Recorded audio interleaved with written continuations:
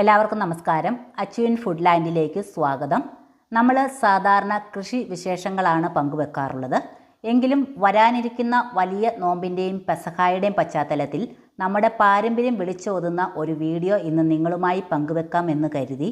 നമ്മുടെ വീടുകളിൽ അതീവ വിശുദ്ധിയോടെ തയ്യാറാക്കുന്ന ഒന്നാണ് പെസഹ അപ്പവും പാലും അഥവാ ഇൻട്രിയപ്പം. ഇന്നത്തെ ധൃതി പിടിച്ച ലോകത്ത് കടയിൽ നിന്ന് വാങ്ങുന്ന ബ്രെഡ് കൊണ്ട് പലരും ഈ ചടങ്ങ് തീർക്കാറുണ്ട്.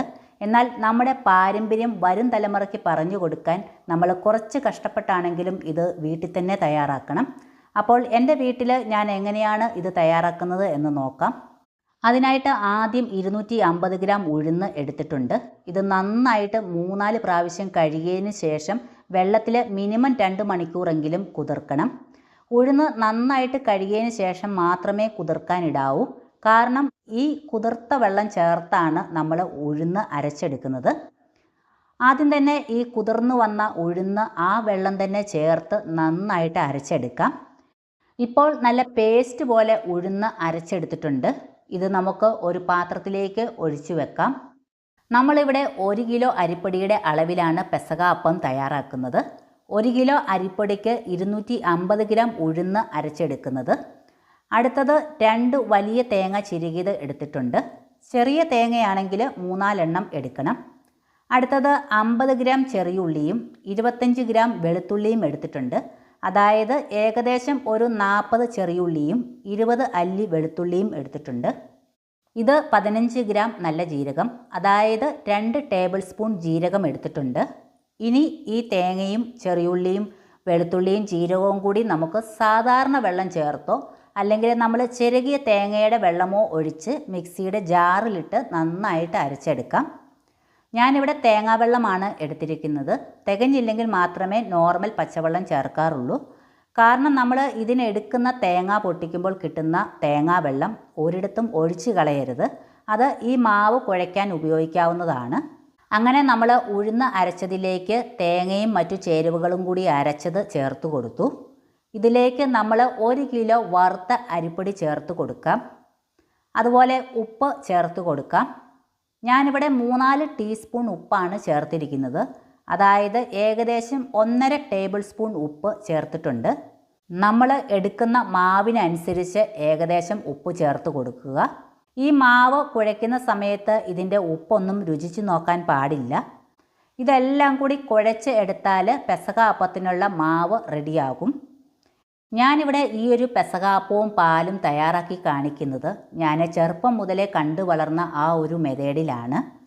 എൻ്റെ വീട്ടിലെ എൻ്റെ വല്യപ്പൻ എല്ലാ വർഷവും ഈ പെസഹ അപ്പത്തിൻ്റെ മാവ് കുഴയ്ക്കുന്ന സമയത്ത് എപ്പോഴും പറയുമായിരുന്നു, കൊച്ചേ, ഈ തേങ്ങ പൊട്ടിക്കുമ്പോൾ കിട്ടുന്ന വെള്ളം ചവിട്ടി നടക്കുന്ന സ്ഥലങ്ങളിലൊന്നും ഒഴിച്ചു കളയരുത്, അത് കുടിക്കുകയും ചെയ്യരുത് എന്ന്. ആ തേങ്ങാവെള്ളം അതീവ ശുദ്ധിയോടെ മാവ് കുഴയ്ക്കാൻ തന്നെ ഉപയോഗിക്കണം. ഇങ്ങനെ ഈ മാവ് കുഴയ്ക്കുമ്പോൾ എൻ്റെ മനസ്സിലേക്ക് ഓടിയെത്തുന്നത് എൻ്റെ കുട്ടിക്കാലത്തെ ചില ഓർമ്മകളാണ്. ഈ കാര്യങ്ങളൊക്കെ ഞാൻ നിങ്ങളോട് പങ്കുവെക്കുന്നത് വെറുതെ എവിടെയെങ്കിലും വായിച്ചു പഠിച്ച അറിവുകൾ കൊണ്ടല്ല. അന്ന് വീട്ടിൽ അപ്പം കുഴയ്ക്കാൻ ഇരിക്കുമ്പോൾ വല്യപ്പൻ പറഞ്ഞു തന്ന ആ പഴയ അറിവുകളും ആ വലിയ പാരമ്പര്യവുമാണ് ഇന്ന് ഇതേ വിശുദ്ധിയോടെ ഈ അപ്പം ഉണ്ടാക്കാൻ എനിക്ക് പ്രേരണയാകുന്നത്. ഇന്നത്തെ തിരക്ക് പിടിച്ച ലോകത്ത് പുതിയ തലമുറയ്ക്ക് ഇത്തരം ചെറിയ കാര്യങ്ങൾ പോലും അറിയില്ലായിരിക്കാം. എൻ്റെ വല്യപ്പൻ എനിക്ക് പകർന്നു തന്ന ആ വിശുദ്ധിയും ആദരവും നിങ്ങളിലേക്കും എത്തട്ടെ എന്ന് കരുതിയാണ് ഈ കാര്യങ്ങൾ ഞാൻ ഇത്ര വിശദമായിട്ട് പറയുന്നത്. അതുപോലെ തന്നെ നമ്മൾ ശ്രദ്ധിക്കേണ്ട മറ്റൊരു കാര്യം, നമ്മൾ പെസഹ അപ്പത്തിന് മാവ് കുഴയ്ക്കുന്നതിന് മുമ്പ് തന്നെ അപ്പം ഉണ്ടാക്കുന്ന പാത്രങ്ങളും വീടും പരിസരവും വൃത്തിയാക്കിയിടണം. ഇപ്പോൾ നമ്മുടെ മാവ് നന്നായിട്ട് കുഴച്ചെടുത്തിട്ടുണ്ട്. ഈ ഒരു മാവ് 10 മിനിറ്റ് വേണമെങ്കിൽ റെസ്റ്റ് ചെയ്യാൻ വെക്കാം. അതിൽ കൂടുതൽ റെസ്റ്റ് ചെയ്യാൻ വെക്കേണ്ട ആവശ്യമില്ല. ഈ മാവ് പുളിക്കാൻ പാടില്ല. കാരണം പഴയ നിയമത്തിൽ ഇസ്രായേൽ ജനത ഈജിപ്തിൽ നിന്ന് തിടുക്കത്തിൽ പുറപ്പെട്ടപ്പോൾ ഉണ്ടാക്കിയ പുളിക്കാത്ത അപ്പത്തിൻ്റെ ഓർമ്മയാണിത്. ഞാനിവിടെ വാഴയിലയിലാണ് കുരിശപ്പവും ഇൻട്രിയപ്പവും ഉണ്ടാക്കുന്നത്. ഞാൻ ഈ രീതിയിലാണ് ചെറുപ്പം മുതലേ കണ്ടു വളർന്നത്. ചില സ്ഥലങ്ങളിൽ പരന്ന പാത്രത്തിലാണ് കുരിശപ്പം ഉണ്ടാക്കുന്നത്. വാഴയില വെട്ടി വെയിലത്ത് അല്ലെങ്കിൽ ഗ്യാസിൻ്റെ ഫ്ലെയിമിലോ വെച്ച് വാട്ടിയെടുക്കണം. അല്ലെങ്കിൽ നമ്മൾ വാഴയില മടക്കുന്ന സമയത്ത് പൊട്ടിപ്പോകും. കുരിശപ്പത്തിനും ഇൻട്രിയപ്പത്തിനും ഒരേ മാവ് തന്നെയാണ് ഉപയോഗിക്കുന്നത്. ആദ്യം നമുക്ക് കുരിശപ്പം ഉണ്ടാക്കാനായിട്ട് ഇലയിലേക്ക് മാവ് വെച്ചതിന് ശേഷം ഒന്ന് പരത്തി കൊടുക്കാം. നമുക്കിത് കൈകൊണ്ട് വേണമെങ്കിലും ഇലയിൽ പരത്താം. അതിനുശേഷം പെസഹ അപ്പത്തിൻ്റെ മധ്യത്തിൽ ഓശാന ഞായറാഴ്ച പള്ളിയിൽ നിന്ന് വെഞ്ചിരിച്ച് കിട്ടിയ കുരുത്തോല മുറിച്ച് കുരിശാകൃതിയിൽ വെക്കണം. ഇതാണ് പെസഹ അപ്പത്തിൻ്റെ ഏറ്റവും പ്രധാന ഭാഗം. ഈ കുരിശ് നമ്മുടെ രക്ഷകൻ്റെ സ്മരണയാണ്. കുടുംബനാഥൻ പ്രാർത്ഥനയോടെയാണ് ഈ കുരിശ് വെക്കേണ്ടത്. നമ്മൾ ഈ അപ്പത്തിന് മുകളിൽ കുരുത്തോല കുരിശ് വെക്കുന്നതിനോടൊപ്പം വിശുദ്ധിയുടെയും ഐശ്വര്യത്തിൻ്റെയും അടയാളമായി 1 അല്ലെങ്കിൽ 3 ഉണക്കമഞ്ഞൾ കഷ്ണവും കൂടി വെക്കുന്നുണ്ട്. ഈ ഒരു വലിപ്പത്തിലുള്ള ചെറിയ 3 ഉണക്കമഞ്ഞൾ കഷ്ണമാണ് വെച്ച് കൊടുക്കുന്നത്. ഒരു കഷ്ണം അല്ലെങ്കിൽ 3 കഷ്ണം ഉണക്കമഞ്ഞൾ വെക്കാം. 1 എന്ന് ഉദ്ദേശിക്കുന്നത് ഏകദൈവ വിശ്വാസത്തെയും ക്രിസ്തു എന്ന ഏകരക്ഷകനെയും സൂചിപ്പിക്കുന്നു. 3 എന്ന് ഉദ്ദേശിക്കുന്നത് പിതാവ്, പുത്രൻ, പരിശുദ്ധാത്മാവ് എന്ന ത്രിത്വത്തെ സൂചിപ്പിക്കാനാണ് 3 ഉണക്കമഞ്ഞൾ കഷ്ണങ്ങൾ വെക്കുന്നത്. നമ്മൾ വെച്ച ഈ കുരിശിൻ്റെ വശങ്ങളിൽ അപ്പത്തിൻ്റെ മാവിനുള്ളിലാണ് ഈ മഞ്ഞൾ കഷ്ണം വെക്കുന്നത്. ഇത് വെറുമൊരു ചടങ്ങല്ല, നമ്മുടെ വിശ്വാസത്തിലെ പരിശുദ്ധ ത്രിത്വത്തെയും ആഹാരത്തിൻ്റെ വിശുദ്ധിയെയുമാണ് ഇത് സൂചിപ്പിക്കുന്നത്. പഴയ തലമുറയിൽ നിന്ന് കൈമാറി വന്ന ഈ അറിവുകൾ നമ്മുടെ പാരമ്പര്യത്തിൻ്റെ ഭാഗമാണ്. ഇനി ഈ വാഴയില നന്നായിട്ട് മടക്കിയെടുത്താൽ നമ്മുടെ കുരിശപ്പം റെഡിയായി. ഒരു വാഴയില കൂടി വെച്ച് കെട്ടുന്നുണ്ട്. ഞാനിവിടെ കുരിശപ്പവും ഇണ്ടറിയപ്പവും ഒന്നിച്ച് വേവിക്കുമ്പോൾ കുരിശപ്പം വിണ്ടുപോയാലോ എന്ന് വിചാരിച്ചാണ് ഒരു വാഴയില കൂടി വെച്ച് കെട്ടുന്നത്. കുരിശപ്പം തന്നെ വേവിക്കാനാണെങ്കിൽ അതിൻ്റെ ആവശ്യമില്ല. പെസഹ അപ്പം വേവിച്ചെടുക്കുമ്പോൾ അത് വിണ്ട് കീറാതെ കിട്ടണമെന്ന് പണ്ടുള്ള കാരണവന്മാർക്ക് വലിയ നിർബന്ധമായിരുന്നു. ഇങ്ങനെ പറയുന്നത് അപ്പത്തിൻ്റെ ഭംഗിക്ക് വേണ്ടിയല്ല. അപ്പം വിണ്ട് കീറാതെ ഇരിക്കുന്നത് കുടുംബാംഗങ്ങൾക്കിടയിൽ ഭിന്നതകളില്ലാതെ ആ കുടുംബത്തിലെ സ്നേഹവും സമാധാനവും നിറഞ്ഞു നിൽക്കുന്നതിൻ്റെ അടയാളമായി അവർ വിശ്വസിച്ചിരുന്നു. കുരിശപ്പം വിണ്ട് കീറാതെ ഇരിക്കാൻ വേണ്ടി 1-2 കാര്യങ്ങൾ ശ്രദ്ധിച്ചാൽ മതി. ഒന്നാമത്തെ കാര്യം, മാവ് ഒരുപാട് കട്ടിയായി പോകാതെയും എന്നാൽ ഒരുപാട് അയഞ്ഞു പോകാതെയും പാകത്തിന് കുഴയ്ക്കണം. രണ്ടാമത്തെ കാര്യം, ചില പ്രദേശങ്ങളിലെ കുരിശപ്പം പരന്ന പാത്രങ്ങളിലായിരിക്കും വേവിച്ചെടുക്കുന്നത്. വെള്ളം നന്നായിട്ട് തിളച്ച ശേഷം മാത്രം പാത്രം ഇറക്കി വെക്കുക. അതുപോലെ ഇടയ്ക്ക് പാത്രം തുറന്ന് നോക്കാതെ ഇരുന്നാൽ വിണ്ട് കീറുന്നത് ഒഴിവാക്കാം. ഇനി ഇതേ മാവ് വെച്ച് നമുക്ക് ഇണ്ടറിയപ്പവും ഉണ്ടാക്കാം. ഇണ്ടറിയപ്പത്തിനായി വാഴയില എടുക്കുമ്പോൾ ചതുര കഷ്ണങ്ങളായി മുറിക്കുക. അതിനുശേഷം മാവ് വെച്ച ശേഷം ഇല മടക്കുമ്പോൾ 4 വശവും ഉള്ളിലേക്ക് മടക്കിയെടുക്കണം. ഇതുപോലെ ഇണ്ടറിയപ്പം മാത്രമേ 4ആയി മടക്കി ഉണ്ടാക്കുകയുള്ളൂ എന്ന് പറഞ്ഞു കേട്ടിട്ടുണ്ട്. ഇതുപോലെ ബാക്കി മുഴുവൻ മാവും നമുക്ക് റെഡിയാക്കിയെടുക്കാം. ഇനി നമുക്ക് ഈ അപ്പം ആവിയിൽ വേവിച്ചെടുക്കാം. ഞാനിവിടെ കുരിശപ്പവും ഇണ്ടറിയപ്പവും ഒരുമിച്ചാണ് വേവിക്കുന്നത്. പണ്ടൊക്കെ കുരിശപ്പം ആദ്യം വേവിച്ചെടുത്തതിന് ശേഷമാണ് ഇണ്ടറിയപ്പം വേവിക്കുന്നത്. എന്നാൽ ഞാനിപ്പോൾ കുറച്ച് ഇണ്ടറിയപ്പം വെച്ചതിന് ശേഷം അതിന് മുകളിൽ കുരിശപ്പവും കൂടി വെച്ചാണ് വേവിക്കുന്നത്. മീഡിയം ടു ഹൈ ഫ്ലെയിമിന് ഇടയിലിട്ട് 25 തൊട്ട് 30 മിനിറ്റ് വരെ വേവിച്ചെടുക്കാം. ഇപ്പോൾ നമ്മൾ കുരിശപ്പവും ഇണ്ടറിയപ്പവും വേവിച്ചെടുത്തിട്ടുണ്ട്. ഒപ്പം കുറച്ച് വട്ടയപ്പവും ഉണ്ടാക്കിയിട്ടുണ്ട്. വട്ടയപ്പത്തിൻ്റെ റെസിപ്പീസ് നമ്മുടെ ചാനലിൽ ഇട്ടിട്ടുണ്ട്. അരിപ്പൊടി ഉപയോഗിച്ചും അരി ഉപയോഗിച്ചും നല്ല പഞ്ഞി പോലെ സോഫ്റ്റായ വട്ടയപ്പത്തിൻ്റെ വീഡിയോയുടെ ലിങ്ക് ഡിസ്ക്രിപ്ഷൻ ബോക്സിലും സജഷനായിട്ട് എൻ്റെ സ്ക്രീനിലും കൊടുത്തേക്കാം. പലരും ചോദിക്കാറുണ്ട് അന്നേ ദിവസം വട്ടയപ്പം ഉണ്ടാക്കാമോ എന്ന്. യഥാർത്ഥത്തിൽ പെസഹ അപ്പം എന്നത് പുളിപ്പിക്കാത്ത അപ്പമാണ്. എങ്കിലും ഓരോ നാടിനും കുടുംബത്തിനും അവരവരുടേതായ പാരമ്പര്യങ്ങൾ ഉണ്ടാകും. ചിലയിടങ്ങളിൽ ആ ദിവസം വട്ടയപ്പം കൂടി ഉണ്ടാക്കാറുണ്ട്. എൻ്റെ വീട്ടിൽ പണ്ട് വട്ടയപ്പം പെസഹ ദിവസം ഉണ്ടാക്കാറില്ലായിരുന്നു. എങ്കിലും വിവാഹം കഴിഞ്ഞു വന്ന വീട്ടിൽ വട്ടയപ്പവും ആ ദിവസം ഉണ്ടാക്കാറുണ്ട്. അതുകൊണ്ട് കുടുംബത്തിൻ്റെ ആ ഒരു പാരമ്പര്യവും കൂടി നിലനിർത്തിക്കൊണ്ടാണ് ഞാൻ വട്ടയപ്പവും കൂടി തയ്യാറാക്കുന്നത്. ഓരോ ദേശത്തിനും ഓരോ കുടുംബത്തിനും അവരവരുടേതായ ചെറിയ മാറ്റങ്ങൾ പാരമ്പര്യത്തിൽ ഉണ്ടാകും.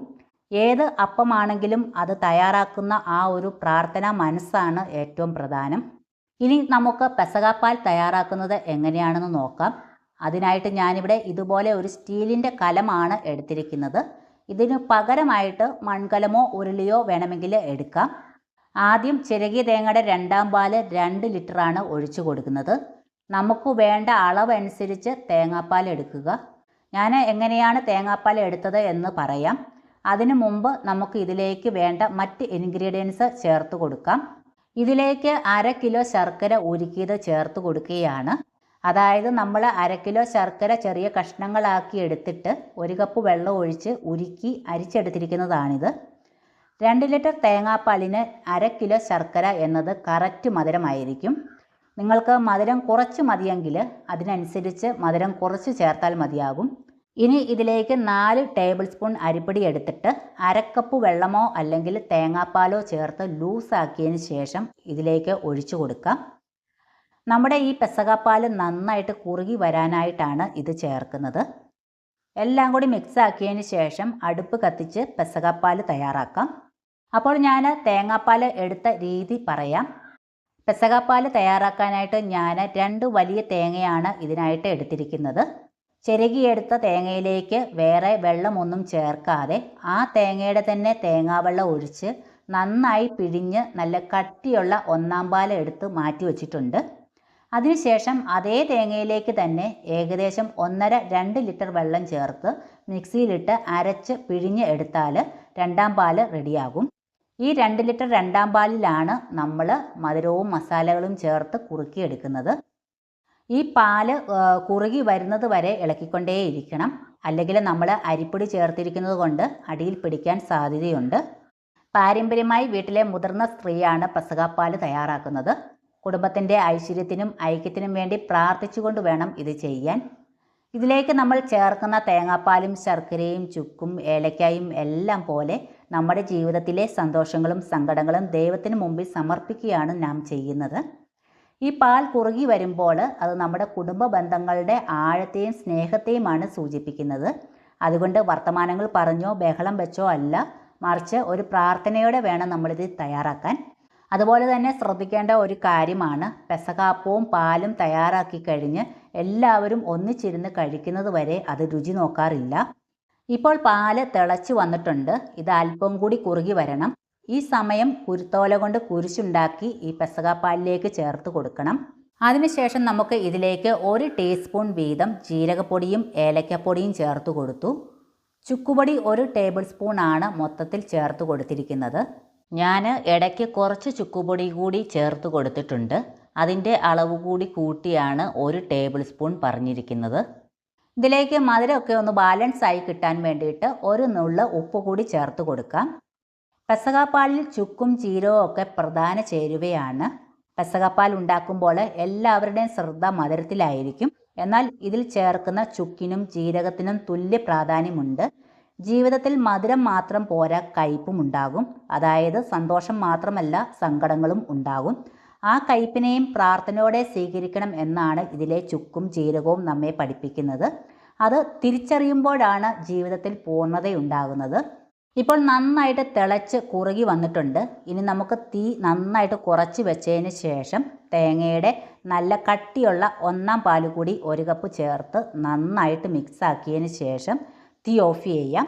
1-ാം പാൽ ഒഴിച്ചതിന് ശേഷം പാൽ ചൂടായാൽ മതി, തിളയ്ക്കരുത്. അതുപോലെ ഈ പാൽ ഒരുപാട് കുറുകിയെടുക്കരുത്. ഈ ഒരു ലൂസിൽ എടുത്താൽ മതി. കാരണം ഇത് ചൂടാറുമ്പോൾ കുറച്ചുകൂടി കുറുകി വരും. അങ്ങനെ നമ്മുടെ പെസകാപ്പാലും റെഡിയായി. നമ്മളിവിടെ 1 കിലോ അരിപ്പൊടിയിലാണ് പെസക അപ്പം തയ്യാറാക്കിയത്. നമുക്ക് എന്തുമാത്രം അപ്പം വേണോ അതനുസരിച്ചുള്ള അരിപ്പൊടിയും മറ്റു ചേരുവകളും എടുത്താൽ മതിയാകും. എനിക്ക് ഈ ഒരു അളവിൽ 1 കുരിശപ്പവും 25-30 എണ്ണം ഇണ്ട്രിയപ്പവും കിട്ടി. കുരിശപ്പം കുറച്ച് കട്ടിയിലായിരിക്കും പരത്തുന്നത്. എന്നാൽ ഇണ്ട്രിയപ്പം വളരെ കനം കുറച്ച് ചെറിയ ഇണ്ട്രിയപ്പമാണ് ഞാനിവിടെ ഉണ്ടാക്കിയത്. കനം കുറച്ച് ഇണ്ട്രിയപ്പം ഉണ്ടാക്കിയാൽ നല്ല സോഫ്റ്റ് അപ്പം കിട്ടുകയും ചെയ്യും. കൂടാതെ കൂടുതൽ എണ്ണം കിട്ടുകയും ചെയ്യും. ഈ ഒരു അളവിൽ ഉണ്ടാക്കിയാൽ വീട്ടിലെ എല്ലാവർക്കും കഴിക്കാനുള്ള അപ്പവും ഒപ്പം നമ്മുടെ അയൽപക്കത്തോ ബന്ധുക്കൾക്കോ ആർക്കെങ്കിലും കൊടുക്കാനുണ്ടെങ്കിൽ അതിനുള്ള അപ്പവും ധാരാളമായി കിട്ടും. അതുപോലെ തന്നെ അറിഞ്ഞിരിക്കേണ്ട മറ്റൊരു കാര്യം, സാധാരണ നമ്മളൊരു വീട്ടിൽ 1 കുരിശപ്പമാണ് ഉണ്ടാക്കാറുള്ളത്. എന്നാൽ നമ്മുടെ അയൽപക്കത്തോ ബന്ധുക്കളിലോ ആരെങ്കിലും മരിക്കുകയോ അല്ലെങ്കിൽ അസുഖം കാരണം അപ്പം ഉണ്ടാക്കാൻ സാധിക്കാത്തവരോ ഉണ്ടെങ്കിൽ അവർക്ക് പ്രത്യേകം കുരിശ് വെച്ച് തന്നെ അപ്പം ഉണ്ടാക്കി കൊടുക്കുന്ന പതിവുണ്ട്. അതിനോടൊപ്പം തന്നെ നമ്മൾ തയ്യാറാക്കിയ പെസകാപ്പാലും കൂടെ നൽകാൻ ശ്രദ്ധിക്കണം. കാരണം പെസക അപ്പവും പാലും വേർപിരിക്കാനാവാത്ത ഒന്നാണ്. അപ്പം മാത്രം കൊടുത്താൽ ആ ചടങ്ങ് പൂർണ്ണമാകില്ല. എന്നാൽ ദൂരെയുള്ള വീടുകളിലാണെങ്കിൽ പാല് കൊണ്ടുപോവുക കുറച്ച് ബുദ്ധിമുട്ട് ഉള്ള കാര്യമാണ്. അങ്ങനെയുള്ള സാഹചര്യങ്ങളിൽ അപ്പം മാത്രം നൽകുന്ന രീതിയും ഉണ്ട്. പെസക അപ്പം ഉണ്ടാക്കുന്നത് പോലെ തന്നെ പ്രധാനമാണ് അത് മുറിക്കുന്ന രീതിയും. പള്ളിയിൽ പോയി വന്ന ശേഷം രാത്രിയിൽ കുടുംബാംഗങ്ങൾ എല്ലാവരും ഒത്തുചേർന്ന് പ്രാർത്ഥിച്ചാണ് ഇത് കഴിക്കുന്നത്. കുടുംബത്തിലെ ഏറ്റവും മുതിർന്ന വ്യക്തിയാണ് അപ്പം മുറിച്ച് പാലിൽ മുക്കി ഓരോരുത്തർക്കായി നൽകുന്നത്. കുടുംബനാഥൻ പ്രധാന കുരിശപ്പത്തിൻ്റെ മധ്യഭാഗത്തുള്ള കുരിശിൽ നിന്ന് വേണം മുറിച്ചു തുടങ്ങാൻ. ക്രിസ്തു തൻ്റെ ശിഷ്യന്മാർക്ക് അപ്പം മുറിച്ച് നൽകിയതിൻ്റെ പ്രതീകമാണ് കുടുംബനാഥൻ ഇത് ചെയ്യുന്നത്. അപ്പത്തിൻ്റെ കഷ്ണങ്ങൾ കൈകൊണ്ടോ അല്ലെങ്കിൽ കത്തി കൊണ്ടോ മുറിച്ചെടുക്കാം. അതിനുശേഷം ആദ്യം വീട്ടിലെ ഏറ്റവും പ്രായം കൂടിയവർക്കും പിന്നീട് പ്രായമനുസരിച്ച് താഴോട്ടുള്ളവർക്കും ആ രീതിയിലാണ് പെസഹാപ്പം കുടുംബനാഥൻ നൽകുന്നത്. അതുപോലെ നൽകുന്നയാൾ അല്പം ആദരവോടെയും വാങ്ങുന്നയാൾ 2 കൈകളും ചേർത്ത് വെച്ച് ഭക്തിയോടെയും വേണം ഇത് സ്വീകരിക്കാൻ. അപ്പോൾ കൂട്ടുകാരെ, ഇന്നത്തെ കാലത്ത് നമുക്ക് എന്തിനും എളുപ്പ വഴികളുണ്ട്. പെസഹ വ്യാഴാഴ്ച കടയിൽ നിന്ന് ഒരു ബ്രെഡ് വാങ്ങി മുറിച്ചാൽ തീരാവുന്ന ഒന്നേ ഉള്ളൂ ഈ ചടങ്ങെന്ന് ചിന്തിക്കുന്നവരുണ്ടാകാം. പക്ഷേ ഒരു കാര്യം നാം ഓർക്കണം, നമ്മുടെ അമ്മമാരും വല്യമ്മമാരും മണിക്കൂറുകളോളം അടുക്കളയിൽ നിന്ന് പുകയേറ്റും കഷ്ടപ്പെട്ടും ഈ അപ്പം ഉണ്ടാക്കിയിരുന്നത് വെറും ഒരു പലഹാരത്തിന് വേണ്ടിയായിരുന്നില്ല. അത് ആ ദിവസത്തിൻ്റെ വിശുദ്ധിയും കുടുംബത്തോടുള്ള സ്നേഹവും വരും തലമുറയ്ക്ക് കൈമാറേണ്ട വിശ്വാസവും ചേർത്ത് വെച്ചായിരുന്നു. നമ്മുടെ മക്കൾക്ക് നമ്മൾ പറഞ്ഞു കൊടുക്കുന്നതിനേക്കാൾ കൂടുതൽ അവർ പഠിക്കുന്നത് നമ്മൾ ചെയ്യുന്നത് കണ്ടാണ്. അതുപോലെ നമ്മുടെ മക്കൾക്ക് നമ്മൾ നൽകേണ്ടത് വലിയ വിലയുള്ള സമ്മാനങ്ങളല്ല, മറിച്ച് മറക്കാൻ പാടില്ലാത്ത ഇത്തരം പാരമ്പര്യങ്ങളാണ്. നമ്മൾ കുറച്ച് കഷ്ടപ്പെട്ടാണെങ്കിലും വീട്ടിൽ തന്നെ ഈ അപ്പം ഉണ്ടാക്കുമ്പോൾ, ഈ കുരുത്തോല മുറിച്ച് കുരിശ് വെക്കുമ്പോൾ ആ മണം വീടിനുള്ളിൽ പടരുമ്പോൾ അതൊക്കെയാണ് അവരുടെ മനസ്സിൽ പാരമ്പര്യമായി പതിഞ്ഞു കിടക്കുക. അതുകൊണ്ട് ഈ തിരക്കുകൾക്കിടയിലും കുറച്ച് സമയം കണ്ടെത്തി മടിയൊന്നും വിചാരിക്കാതെ നമുക്ക് സ്വന്തമായി ഈ അപ്പം തയ്യാറാക്കാം. ആ കഷ്ടപ്പാടിന് ഒരു പുണ്യമുണ്ട്. നമ്മുടെ മക്കൾക്ക് നാം നൽകുന്ന ഏറ്റവും വലിയ പാഠം ഇതാകട്ടെ. എൻ്റെ വല്യപ്പൻ എനിക്ക് പകർന്നു തന്ന ആ കുഞ്ഞറിവുകളിലൂടെയും പാരമ്പര്യത്തിലൂടെയും തയ്യാറാക്കിയ ഈ പെസഹാപ്പവും പാലും നിങ്ങൾക്ക് എല്ലാവർക്കും ഇഷ്ടപ്പെട്ടു എന്ന് കരുതുന്നു. ഓരോ വർഷവും ഈ അപ്പം ഉണ്ടാക്കുമ്പോൾ അത് വെറുമൊരു ചടങ്ങല്ല, മറിച്ച് നമ്മുടെ പ്രിയപ്പെട്ടവരുടെ ഓർമ്മകളും കൈമാറി വന്ന വിശ്വാസങ്ങളും വീണ്ടും പുതുക്കുകയാണ് ചെയ്യുന്നത്. വിശുദ്ധിയുടെയും സ്നേഹത്തിൻ്റെയും ഈ പെസഹ എല്ലാവർക്കും വലിയ അനുഗ്രഹമായി മാറട്ടെ. ഈ വീഡിയോ നിങ്ങൾക്ക് ഉപകാരപ്പെട്ടുവെങ്കിൽ ലൈക്ക് ചെയ്യാനും മറ്റുള്ളവരിലേക്ക് ഷെയർ ചെയ്യാനും മറക്കരുത്. എല്ലാവർക്കും ഹൃദയം നിറഞ്ഞ പെസഹ ആശംസകൾ.